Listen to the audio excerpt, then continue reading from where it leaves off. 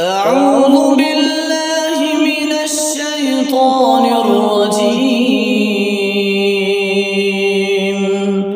بسم الله الرحمن الرحيم.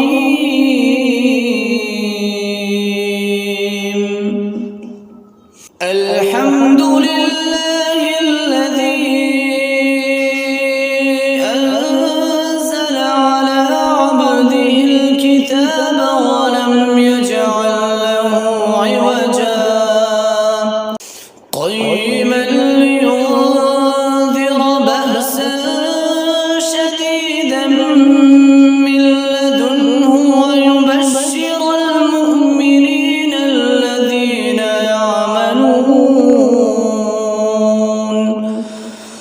ويبشر المؤمنين الذين يعملون الصالحات أن لهم أجرا حسنا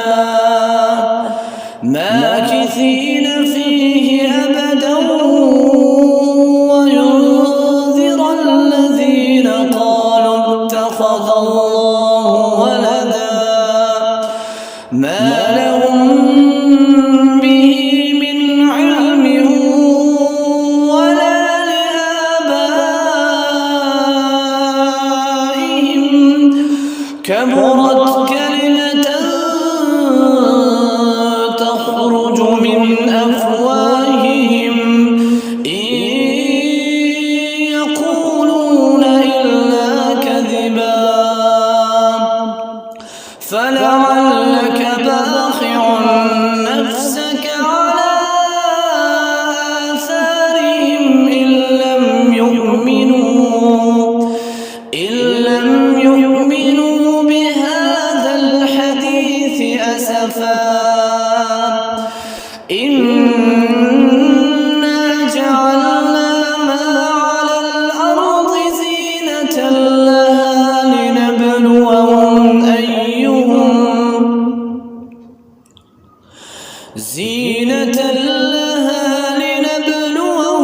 أيهم أحسن عملا وإنا لجاعلون ما عليها صعيدا جرزا أم حسبت أن أصحاب الكهف والرقيم كانوا من آياتنا عجبا إذ أوى الفتية إلى الكهف فقالوا ربنا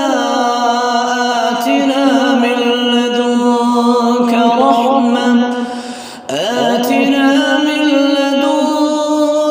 رحمة وهيئ لنا من أمرنا رشدا